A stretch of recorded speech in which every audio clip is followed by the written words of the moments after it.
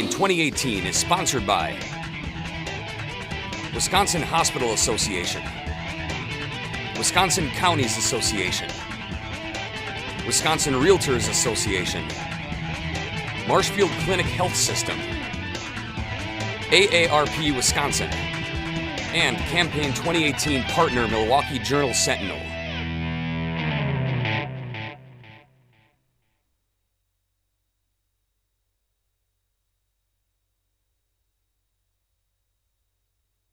Jennifer Estrada of Manitowoc is a Democratic candidate in the 25th Assembly District. The election is November 6th. Jennifer, welcome to WisconsinEye. Thank you. Talk to me a little bit about your personal family situation. Now, your husband was deported, and so you're raising your 5 children by yourself.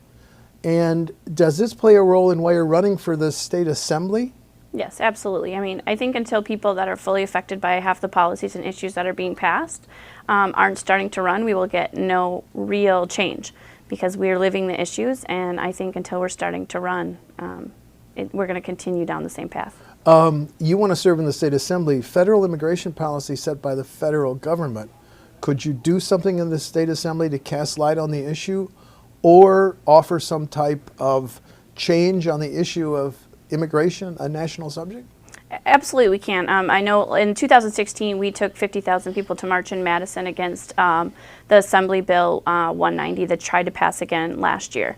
And it was kind of like the show me your papers of Arizona. Yeah. And it's just a legal way of racial profiling. And I think until we realize that some of the policies being passed, like the 2015 second driving without a license charge becomes a state charge, until people understand that that state charge can fully affect somebody's possibility to adjust their status. Those are things that we can change on assembly level. And that's the things that we should be more sensitive to even on a local level because we are the dairy state, but on the backs of who? I mean, you go to the mega dairies, you go to the small dairy farms, we have undocumented immigrants working all over. So they should be able to drive without that fear. And we have then in that position as an assembly person to stop persecuting them, stop making our communities live in fear, and then let them be more integrated into our community because they are a part of our community. With your permission, just one more question on this subject. Sure. ICE, I was reading just recently, stopped and detained 83 people in Wisconsin. Was your husband, however long ago, was he the subject of a ICE? Was he stopped and then sent back to which country? Mexico. Mexico.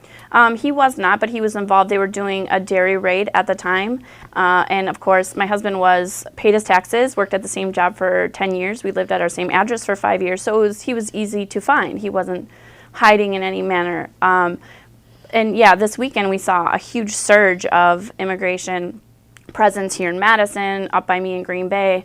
And it's sadly, it's a lot of people that have like driving without a license offense. So when they keep coming back saying we're getting rid of criminals, well, we're changing the policies to call them criminals.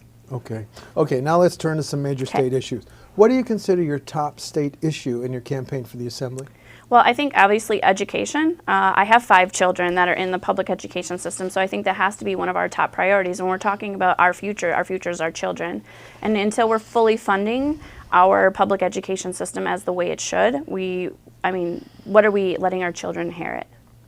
The current state budget included $600 million more for K-12, state aid to K-12. You don't think it's enough? I don't think it's enough, and I don't think we should stop at K-12. I think that needs to go up into our universities. If we look at Manitowoc, where I live, and obviously the budget goes to different areas between rural and urban are distributed differently, correctly. And in Manitowoc, we had 2 weeks ago our Lincoln High School where we don't have enough funding, the infrastructure failed, and the top level of our school collapsed. Now, if our children would have been in there, what? You mentioned the UW system, higher education. Mm-hmm. We've had a tuition freeze, resident undergrad tuition for 6 years. Mm-hmm. The governor would like it extended for a 7th and 8th year. Your position? I don't believe that we should continue that freeze. And in fact, I think because we have so many satellite universities, we have our children that can't afford to go to the higher universities. A lot of the kids stay home. Like Manitowoc, we have satellite, we have UW Manitowoc. Until we make those affordable for families, I mean, we're not really progressing at all. The choice program, the voucher program, has been expanded started in Milwaukee, we're seeing now statewide. Do you have a position on choice? I do, and I think that if we really want to invest in our children, we need to have funding for one. I do believe that parents should have a choice. That's great. All parents should have a choice in their children's education. But I think that if they're making that choice to go outside the public realm of public education, then that should be funded by them. And I think if we're funneling so much of education, people are understanding, oh yes, this budget got increased, but if you're funneling between two different places, there's not a real increase. And we need to have all that funding go to our public education system. A big issue in the next state budget is the Department of Corrections budget. We have 2 prisons that were built in the 1800s. Some Democratic candidates for governor said we could cut our prison population in half over a period of years. Your husband's involved in federal issues, but do you think we need a new state prison? I think we need to worry about who is vacating those prisons first, and I think that there's a lot of people, especially on minor drug charges, that are sitting for prolonged time, and I think a lot of these policies change because they want to fill those beds, and once those beds are full, then they want to build a new prison. And I think if we look at a lot of those charges that shouldn't even be in prison, and then have something set up to help them integrate back into society with work programs, I think there won't be a need in order to fund another prison. Part of this issue is whether we should legalize recreational or medical marijuana. Do you have a position? I do have a position, and I agree with both. I have a best friend that is suffering from cancer, and she, thank God, is in remission. But I think it also needs to be federally regulated.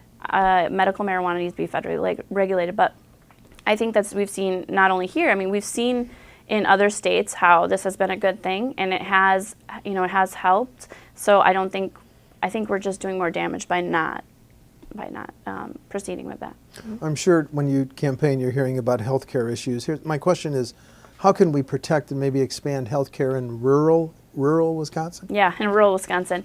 So not myself. I work 2 jobs. I have 5 children, and I can't afford healthcare. And that's one thing when I'm knocking doors. I do not have healthcare. Do your children? My children do not have healthcare because I make above the limits because I just lowered the limit for Badger Care to receive, and because I work, I still can't. But then again, I will get penalized at the end of the year for not having health care. So it's almost like the people that are living paycheck to paycheck, like a lot of Wisconsinites, we can never get ahead because no matter what we do, we keep getting penalized more. So I have a sister who is a single mom of 4, and she is working, but she was on Badger Care. Now that she's working, they cut her off of Badger Care, and she just found out yesterday that she has to have a hysterectomy. She can't afford it.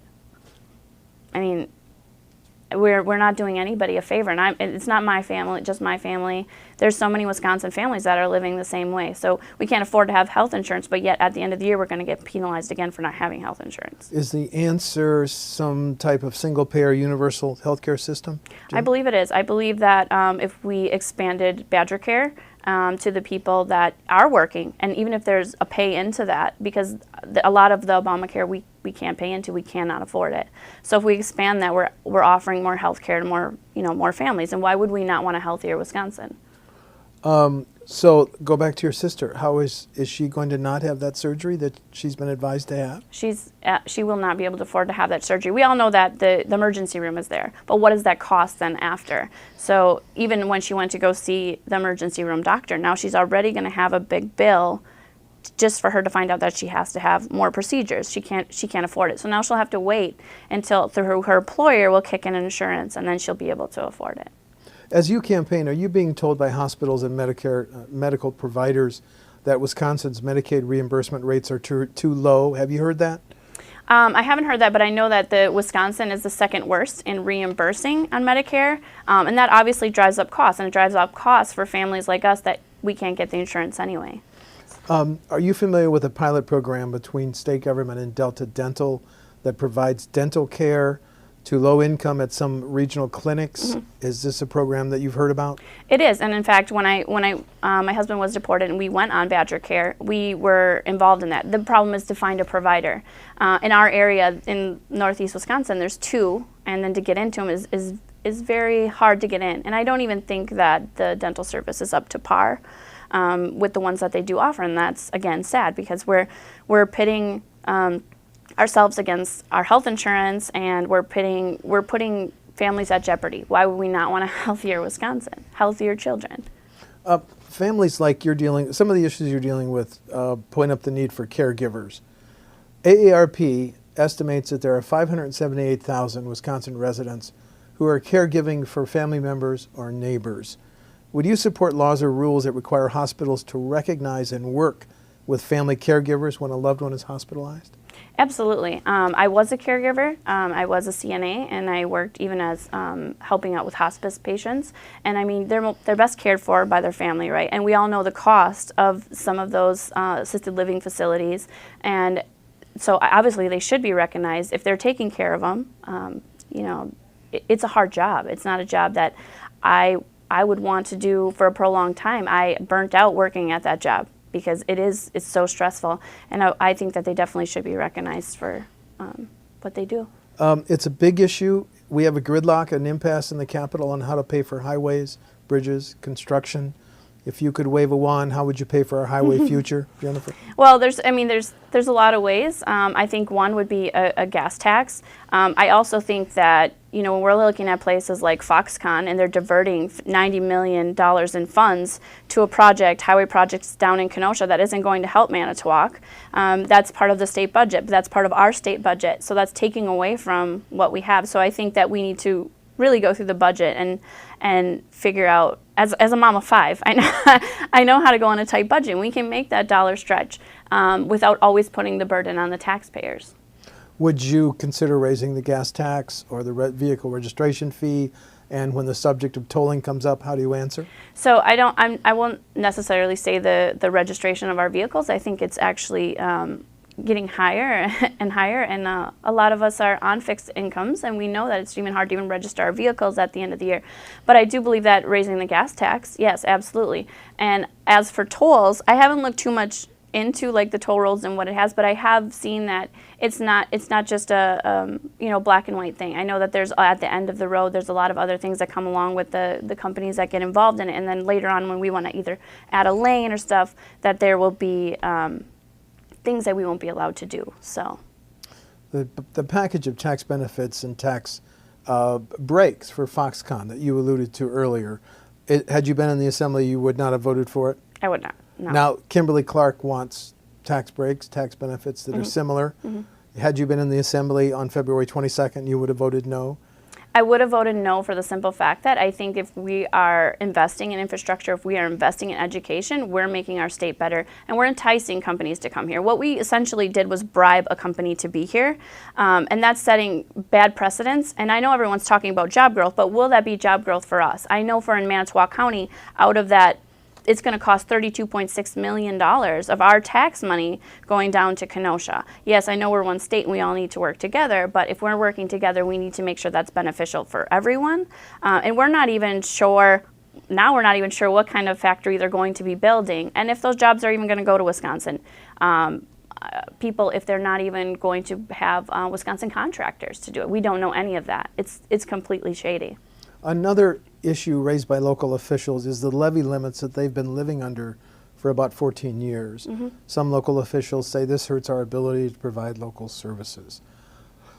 Keep levy limits to control property taxes, dial them back, loosen them, get rid of them. Yeah, we definitely need to dial back, and I think we need to, you know, we've seen, especially from the other side, saying, oh, we need to give local control back, we need to give local control, but yet we've seen hundreds of policies being passed stripping that away. And I think who better knows how to help make their community prosper than the people that are actually in it. So I think we need, instead of putting more sanctions, passing more policies, we need to give more local control back to the municipalities. You're a first-time candidate, right? I am. So as you go around the 25th district, what have you learned about it? Tell me about the 25th district and the issues and any issues that we haven't touched on. Right. So, I mean, the good thing that I've learned and the reason why I started to run is because again, if there's not people that actually have skin in the game, half of these policies that are being passed, I mean, are truly affecting, you know, low-wage workers, families, single mothers. This is affecting us. This is affecting our children. So until people like me start to run, we're not going to get any real change. And going around the community, I'm seeing there are more and more people like me, which is exciting and enlightening. And we are a conservative area. But even when I was working with Voces de la Frontera and going around and talking to the dairy farmers, even, I don't know if it has to do with their workforce being attacked or now with the tariffs, that they're actually starting to turn and starting to think, well, hey, this is really affecting our bottom line. This is affecting our way of living in Wisconsin. So to me, it's enlightening to know that I'm not the only one that was sick and tired. So it was either sit at home and complain or do something about it. Do we need to raise the minimum wage, and if so, to what? Absolutely, and I know I hear a lot of things about let's just raise it right away to 15. I think obviously we do need to raise the minimum wage because no family that's working 40 hours a week should live in poverty, and that's what's happening. It's hard to find. I was a CNA and I didn't make over $12.50, so I'm caring for your dying loved ones and not being able to make ends meet. And I think we see cost of living going up, but yet our minimum wage stays stagnant. And I think we need an increase, but I think it needs to be an incremental increase. We created $100 million in grants for school safety. Is it enough, or do we need to change gun laws? I think we definitely do need to look at gun laws, and I think that's another thing. When I was walking around and talking to our constituents in our area, people are confused and they think that Democrats are here to take away your guns. That's absolutely not true. I mean, we're here. We live in a fishing and hunting culture in Wisconsin, and it's great. We have beautiful land that hopefully we can protect a little bit better for our hunters. And I think there's a difference between gun reform and taking away your guns. I mean, obviously we don't want semi-automatic weapons getting in the hands of people that shouldn't have them. And I think there are some policies that need to be tweaked, and it's not going. The policies that need to be tweaked aren't even going to affect our hunters. And I think actually some of our hunters are now coming to our side, saying, okay, we get it, so. Lastly, differences between you and the incumbent you're challenging on November 6th. Yeah, so there's a lot of difference. For one, I'm a Manitowoc resident that is not a career politician, but I am living the issues. We have somebody that I'm running against that has voted 99.77% with his party, and I plan to always stay with the constituents. I've always been a part of the community. I want to continue to be a part of the community. I want to make the community better for my kids to go to college and come back. So the huge difference is I'm there for the people and not for my party. Thank you. Jennifer Estrada of Manitowoc is a Democratic candidate in the 25th Assembly District. The election is November 6th. Jennifer, thanks for talking to WisconsinEye. Thank you for inviting me. Thank you. Campaign 2018 is sponsored by Wisconsin Hospital Association, Wisconsin Counties Association, Wisconsin Realtors Association, Marshfield Clinic Health System, AARP Wisconsin, and Campaign 2018 partner Milwaukee Journal Sentinel.